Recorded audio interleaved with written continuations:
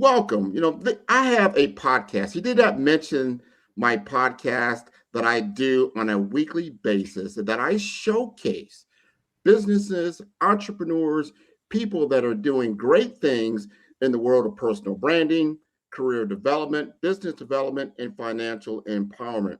And Natasha is one of my guests. You have not seen her aired yet, but she will be aired in my technology innovation series that will be happening this summer. And we felt it would be just fantastic to come on the Black Business Olympics and talk about some things in which we're going to get some clarity, some clarification around the metaverse, around virtual worlds, around what takes place behind the scenes to give you a better fabric of security when you're working within these worlds. So, my first question to Natasha, because she is a what I call an experienced designer, and you're going to understand what that means. So, before you see videos like you just saw earlier, there's a lot of steps that take place that has to happen in order for it to be effective and scalable going forward.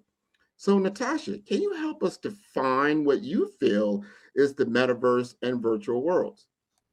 Sure, absolutely. So first and foremost, I'll start off with what are virtual worlds. So first and foremost, within the industry at large industries, because it's multi-industry, there isn't really a clear agreed upon definition. There are basically various definitions and schools of thought out there, and some of them center around whether virtual worlds are related to gaming, and they're actually not. And some others will say it's not gaming, and some will define virtual worlds based on technical features and things like that. So I wanted to, my definition that I use, and it's really more for common understanding because there's a lot of technical language that's involved with this. I would say a virtual world is really a computer simulated environment.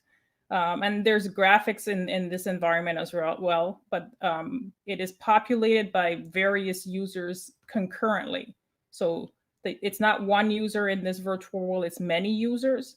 The users then are also represented through some form of avatar. Many times you'll see a 3D version of an avatar, a depiction of how that person wants to represent themselves. Avatars can also be text or picture based, but many times in virtual worlds they will be three-dimensional. And in these virtual worlds, users are able to explore and participate in the activities of that world, and they're able to communicate with other users in different ways. You can see different ways of authorship, so they can create that world. And it's one of the biggest things I want to distinguish between virtual worlds and gaming. What they call many times are these massively multiplayer online games or role-playing games. There are different acronyms, but in gaming, there's a set objective. In a virtual world, there is not a set objective. So the users actually create that digital economy and that social environment there. Whereas in a game, it is set. Like you will do this one thing in the game, like in Mario. For example, the object of that game is to go through these worlds and rescue the princess. So that's sort of one of the biggest differences. And also in virtual worlds, they're persistent. So that means all the features that you see, those graphical features, let's say it's an outdoor type of virtual world with trees and landscape. Well, those trees and landscapes stay there regardless if you're in the virtual world, you logged out for the day or whatever. So those pieces are persistent. It's persistent and it's happening all the time. And then there's from the technical side of the house, there's underlying architecture. There's a lot of things to say here, but I'll just say there's underlying architecture that support all these interactions. And we're talking about the physics behind these interactions, the rule sets, how we store and serialize objects, and how it's attached to the cloud and all of the other things to allow it to work. So virtual worlds, there's a lot that's going on, but the last thing I will say just really about the definition of virtual worlds is you can insert objects and things into the virtual worlds, not just like a, I don't know, a chair or something like that, but games can exist. Like the Marios can exist inside of the virtual world, but they are not the virtual world. And also non-gaming elements and experiences like learning can also exist, and other media can be placed within the virtual world. So I that's tell just you. yeah, that's just a kind of high level of what virtual worlds include. Well, I love that you've brought the distinction because there's definitely a lot of information that's been out there around. Hey, we've already got a metaverse, in the gaming community. It's been around for a while, but there is a big distinction between what we call the metaverse and then virtual world. This is an evolution of the virtual world experience. The difference is, for me, and you can elaborate on this, how you're going to define that relationship, is that you're actually in the environment. You're not just viewing the environment. You're just not manipulating the environment with your hands or different keystrokes and whatnot. You're actually experiencing a three-dimensional world just like you are in the physical world. So if you could help define that metaverse relationship for our audience, I'd appreciate it. Sure. So one of the biggest things I think with the relationship between virtual worlds and the metaverse is the metaverse is essentially a network of overlapping ecosystems, experiences, and virtual worlds. So there may be thousands of virtual worlds within the larger metaverse, and the metaverse right now is this I refer to it more of a movement, but it's this larger concept that has a blockchain at the base. It's connected with Web3, and it's also open. It's decentralized. The metaverse itself is not a singular platform, so no virtual world can be a metaverse. For example, the metaverse is one, right? But it's evolving, and there's a lot of if you look at some of the earlier pioneers in this space, that the term metaverse actually came out of, at least what I've heard is it really came out of this novel called Snow Crash, where there was this envisionment or this idea of futuristic virtual world, what was actually called and coined the metaverse, with characters, and they were digitally represented of themselves in avatar format, in this sort of shared online format. The metaverse is about community, creativity, expression. There's also opportunities to monetize creative work in the metaverse, and collectively we are not there yet with the metaverse. There's a lot of definitions out there about what the metaverse is, but collectively we're still working on this. And so I think the metaverse is a future. It's more of like a future state. But I would like to also talk a little bit about the technologies that kind of fit in with this before we go a little further. So more on the XR space. Yep. So I wanted to sort of start by defining a little bit what when we say XR, we're talking about extended reality. And extended reality essentially is a bucket term that is used to, it's basically where X, so in XR, the term XR, X represents future technologies. The current technologies that fit into this bucket term would be right now like augmented reality, virtual reality, mixed reality. And in augmented reality, let's just think Snapchat, right? Virtual objects are overlaid on the real world. We have these filters where you can add the rabbit ears or whatever. That's really kind of those objects on the real world. Mixed reality is that virtual and physical world combined. And then virtual reality is really that full immersion into a simulated environment using headsets. And also headsets, or we call them head-mounted display, or HMDs. That's one of the key hardware in XR experiences. So you can have a HMD that's an AR HMD or a VR HMD. Most typically we see VR HMD, that sort of clunky headset that people put on, and it has computing that supports three-dimensional objects and experience. So that's sort of what I want to talk about with extended reality, sort of what it is. These are technologies that essentially allow the user to experience the world differently and experience the physical or the virtual environment. So, and there's a lot of history. It's been around for a while. Some people think that this stuff is all new. There's been a lot of pioneers, even going back to early 1930s or so, that have that we saw conceptions and ideas around how to use XR, and then headsets were developed in the over time, and different experiences and displays and projections. A lot of these underlying technologies were pioneered. Many of them failed.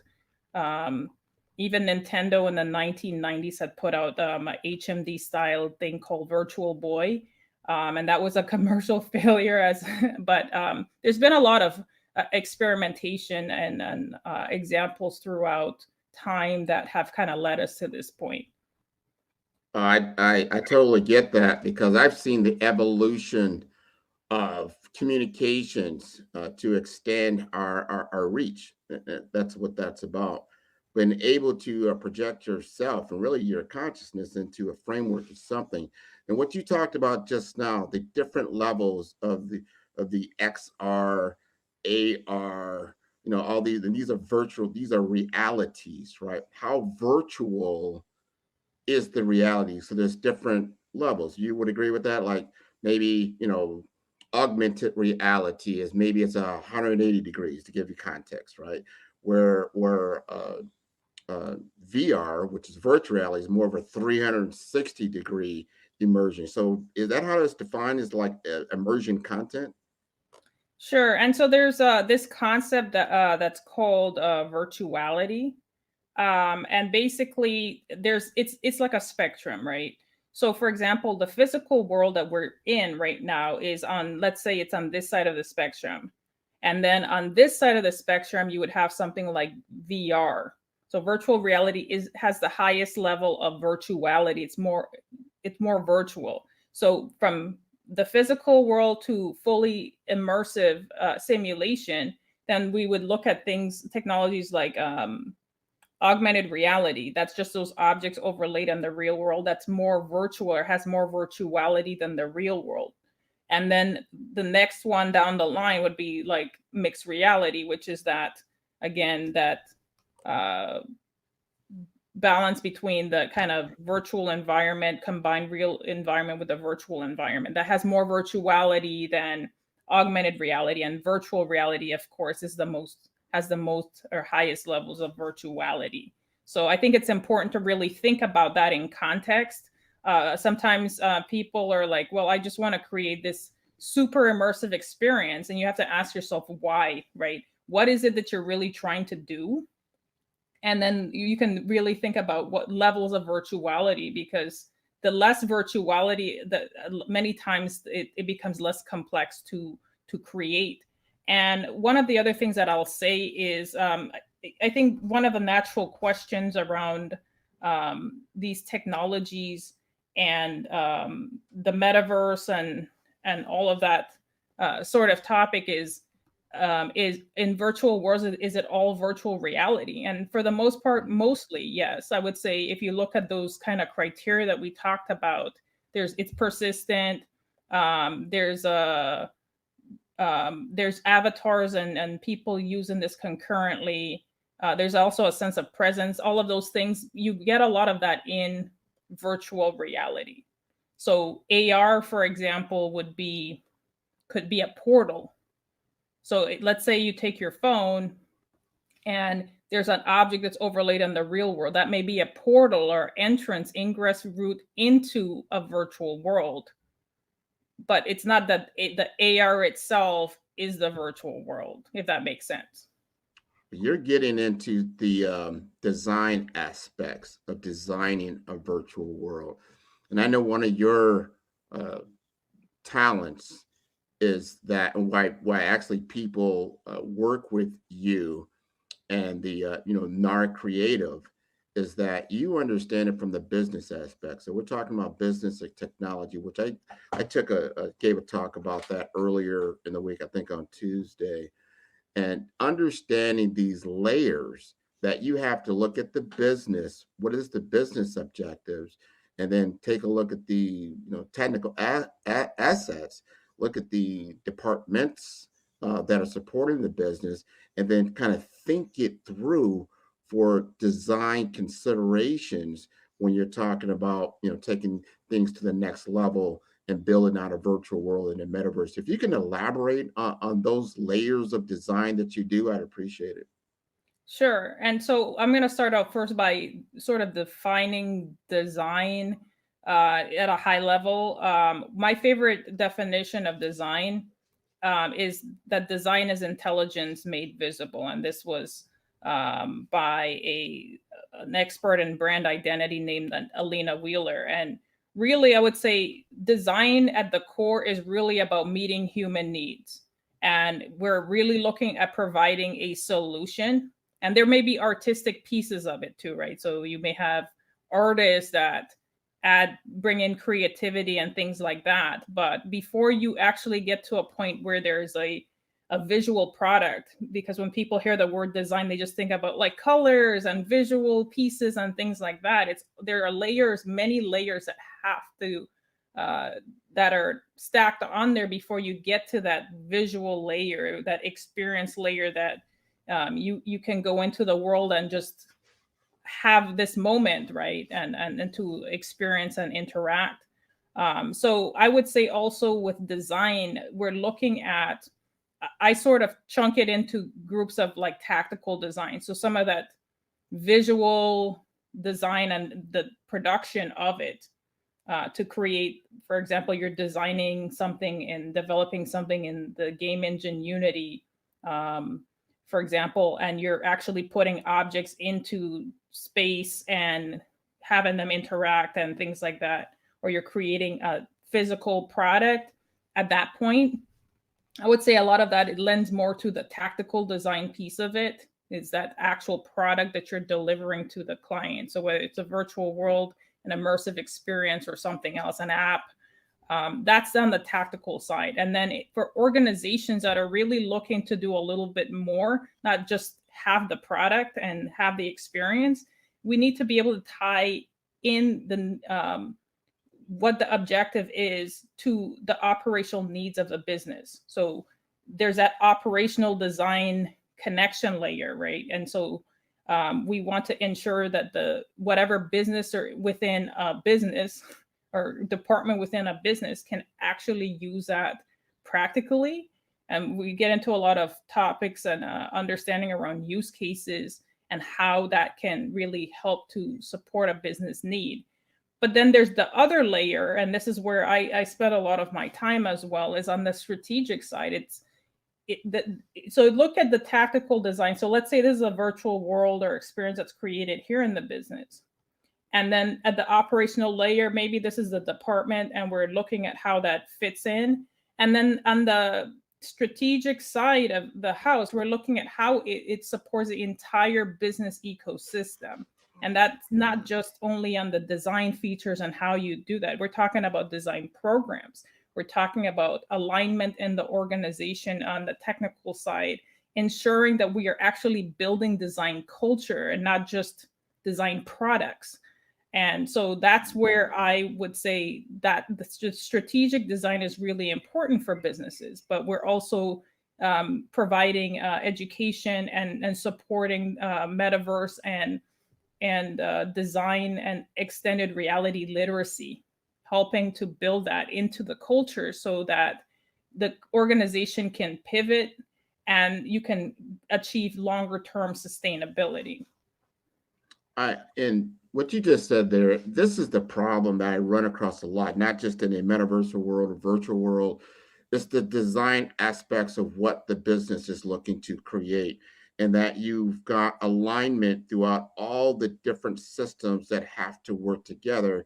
And not only for that first launch, but it's got to be sustainable for the long term. Can you sustain this creation that you've now developed, and it might be wonderful, and then your audience is buying into it, but then they want more?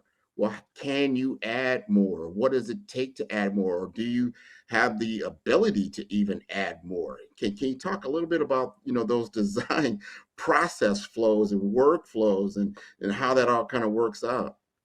Right. And that's really important, Grant. And one of the things I will say is, if you build, for example, there are many developers out there that can create virtual worlds, and they do a magnificent job. They really understand how to create something that feels fresh, that's beautifully created, that meets needs.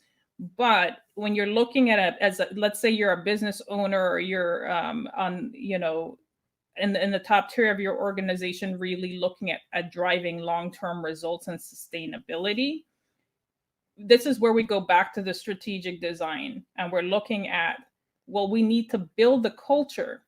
You need to build your design culture. You don't want to create products that are not actually sustainable, like you're building an appetite for something that you cannot sustain, because a lot of these things tie into things like retention, and we don't even really think about that when we're thinking about design products. Design products are not there for, especially in organizations and businesses, solely for entertainment. They're there because they're supporting performance, they're supporting learning and other things like that.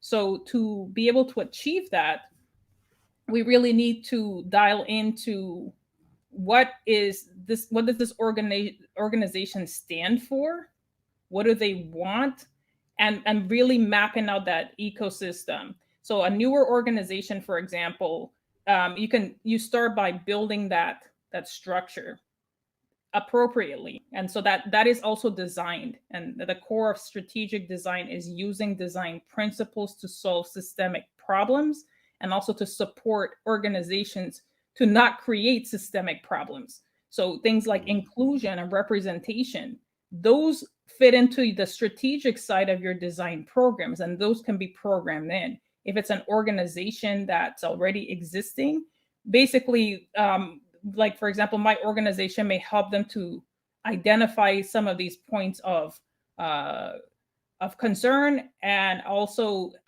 identify what's the right problem to solve, and then we sort of can help them to start to uncross some of those wires, so that everything flows seamlessly. The ideas, the mission, the vision, everything you're doing flows seamlessly into your design programs, into your design guidelines, into your technical specifications, on all of these things in the organization. So even if you hire an outside vendor, for example, to design for you, is that you know exactly what you're telling them. You know exactly how that aligns, and that all these pieces actually fit in, and they're not just floating out here. Man, and so I love what you just said there, because you've been intentional about the human considerations, audience culture, the empathy, that's important. And then you got to get into the safety of it, the accessibility, and the dangers. I got into a virtual world, and I think I was in it for maybe an hour or two, and I began to experience some fatigue, sometimes some dizziness, things of this nature, that you have to consider the individuals that are going to be utilizing the platforms, whether they're elderly, could be children. I know there were some things around building a design with children, and all these things. So is that something that you also addressed during your design thinking phase? Yeah, so basically, at the core of everything that is created, we have to look at humanity, and those human considerations. So we focus on human-centered design and design approaches. And so you're looking at everything from, like, who is this audience, and not who is the audience superficially. We don't just say the audience are kids that are this age, and they have this technical aptitude. I mean, those pieces are important, but really there's research that goes on behind that, really knowing who the people are that use this product and not just who you want to buy the product. Because sometimes, especially if you're in a niche market or you're a category leader or market leader, a lot of people are using your product that maybe you didn't plan for, right? So we're looking at having empathy. I always say turn yourself inside out. So if I come from this background, I speak this language, you now envision it the opposite way or other ways. Like, what if I spoke this language? What if I was from this cultural background? What if I didn't have technology? What if we didn't have the internet? What if I didn't have the right devices? So you have to really sort of unpack that. And then really go into some of these other aspects of like how we're affecting behavior in the environment, looking at everything from like, are the avatars representative of the people there? Do we have the tools? Are the tools built in so people can be represented? And then looking at even things around the safety and accessibility that you sort of talked about. I'll talk a little bit more about sort of this because really the cyber sickness is what you talk about, getting sick. Really, you shouldn't be in these environments for more than, I'll throw a ballpark out there, like it could be like 20 minutes. Some people stay in there longer or whatnot, but not everyone can actually be in these environments. And that is a critical part of it. So if you hinge your business's strategy fully on, I'm having a virtual world and everyone's going to have a great time in it, that's already a wrong strategy, because not everyone can even tolerate it, because we are just not at that level yet where everyone can go in.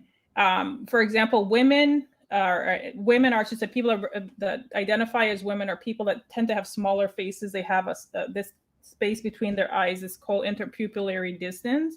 And many, especially with smaller faces or smaller interpupillary distance, are more likely to get sick in virtual reality right now. And also headsets on the market are not designed for children under the age of 13. There's actually a rule called COPPA, the Children's Online Privacy Protection Rule, that also has guidelines for people who are creating online services for children under 13 to protect their privacy.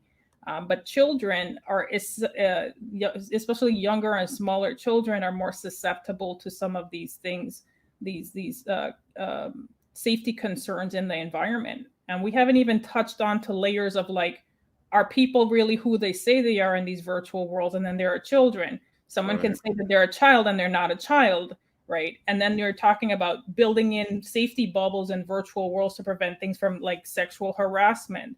And so if you are creating, let's say, something at an enterprise level or even for entertainment or whatever purposes, you have to think about these things, and these things have to be baked in.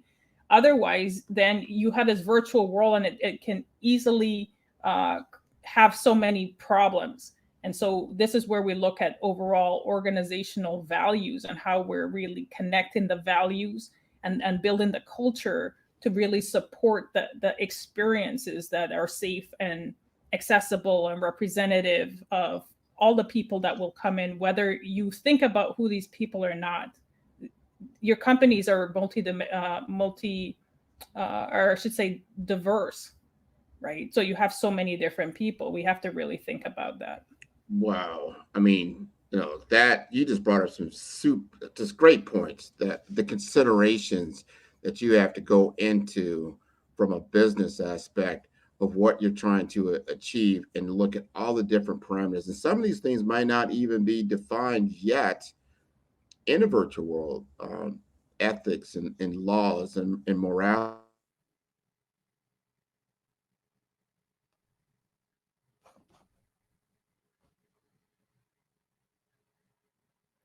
Yeah, and so to just kind of continue and add some more onto some other considerations, I would say, one of the other things that's really interesting and it's a point of concern, especially for younger children and these experiences, is that sometimes younger children, because they're at a different level of development, they're not always able to distinguish real and fantasy worlds from each other. And so that also means that their reflexes are also not fully developed, so they may not know how to leave virtual worlds. There are just so many other considerations, and these multiplayer environments really can pose a lot of risks to people, whether they're adults or they're children. And then I think about other things, like if you go a little deeper into the accessibility, sometimes we're not always thinking about, well, what about people who have seizure disorders, and we're flashing lights and a lot of things like that. There are considerations as well. So it's really important to really look into setting up your virtual worlds in a way that's appropriate, and having those different layers of designers in your organization. So on the tactical side, those who can actually build it out, design the layers, research the audience. And then you have those developers and builders, 3D artists, who are building pieces that are going into these worlds and building these worlds out in these game engines. And then, to build that design culture, we really need to look at those kind of the connection from the operational level, and then look at the strategic level. And we need designers and people supporting at the strategic levels that are really, they have that big lens, and they're looking at the whole environment and ensuring that what you're creating is sustainable. It can be long-term, it can be supported, and that you're not creating an appetite for what you cannot sustain, that it's aligned with your larger technical architecture in your company. I think that's one of the biggest areas of opportunity is misalignment with the technical architecture in the company. Sometimes it's like we create this thing, and without technical guidelines and specifications, what happens many times is just the developers are developing a certain way, but it's not aligned to what the company needs. It's not aligned to their technical architecture. So yeah, so I was just talking, Grant, a little bit more about kind of more of those layers, and how it's important to have those designers and folks at different levels, at tactical, operational, and strategic levels, so that we can really define design culture and programs in your No, I think what you're on is so important. Just like you have different social media platforms, and you have different content for different outlets. You might need, so when you think about your strategy, don't think of it just like I just be 3D immersive and that's it. You have to look at who potentially, like you said earlier, is going to be utilizing this platform. So what is your two-dimensional strategy? What's your augmented reality strategy? Now, how does this all play into your current technical assets and digital assets that you have? So all these things are so important from a business aspect as we step out into this world. So we step out knowingly and not so into the unknown. And then because these are investments that you're going to have to make, and these virtual worlds are not inexpensive to create. And unless you have a unlimited R&D budget, you might be spending a lot of different cycles in trying to create the perfect environment. Would you agree with that? Definitely. And I think that organizations and businesses that want to create, I would say you definitely need to start out smaller, and maybe start to pilot a smaller audience and before you do a mass rollout. Because if you have, let's say there's some concerns, maybe the representation isn't fully there, maybe the accessibility isn't fully there, don't roll it out to everyone. And the other part is remember that there's learning at the core of a lot of these virtual experiences and virtual worlds or whatnot. So we want to ensure that everyone has access, so they can grow in their careers as well, so they can grow socially and all of these other things as well. The metaverse collectively is going to continue to expand, and we're going to see the expansion of these virtual worlds to not only have the extended reality pieces, but we're looking at Web3, bringing in NFTs, digital wallets and cryptocurrency, addition of wearables, and other things in the future. So there's a lot that goes into that. Well, I think the future is bright as we move forward in what we're looking to achieve. And one thing we talked about this a little earlier, is that when we start looking at our communities of color and getting involved with the design aspects of these digital worlds. I think you put up some numbers. I think it's like 3% of that design world, those UX designers in that are African American women are like 1%, and then it keeps going. Can you talk about why it's important for people of color to be involved in the design aspects of these virtual worlds? Yes, and so I think, representation, especially for like Black women, for example, in technology is about 3%, and Hispanic 1%, and it goes down, and then Blacks collectively it's a small percentage as well. But to have that representation is important because you have different perspectives. So many times there's sort of like this affinity, and people tend to, especially even in hiring practice, may want to hire people that look more like them, that remind them of them, that they can coach and mentor in the sort of same way. But in design, if you don't have these other lenses to look at different things and to bring in these considerations through that research and identifying the audience, people even with disabilities, people who have different gender identities and expression. All of this is really critical because the world is changing, and we need to be able to have that representation. And I think in the future, businesses and organizations that don't have that will eventually, see a lack of participation with many of their products. And it's not going to resonate on the level that it really needs to, because we need to look at things very globally and inclusive, and ensure everyone has a seat at the table and that they belong.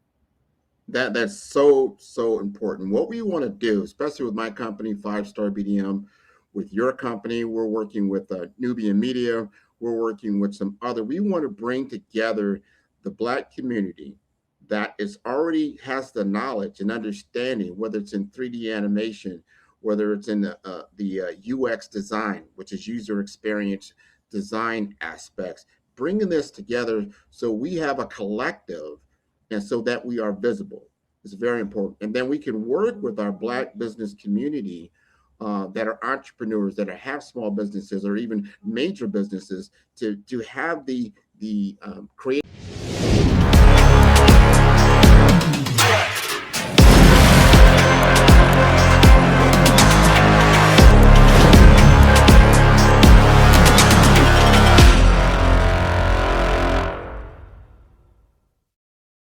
Five-Star BDM, Brand Development Masters, is a professional consulting and advisory group keenly focused on business development services for the small to mid-sized business and entrepreneurs. Although every business is unique, they often share business development challenges that can be addressed through smart branding. Services include process improvement and operations, digital strategy and transformation, business intelligence, digital marketing, and personal branding. Our business and personal branding company has helped a number of professionals and organizations to optimize and grow. This results in more business, more opportunities, better reach, positive outcomes. Visit www.5starbdm.com today to learn more.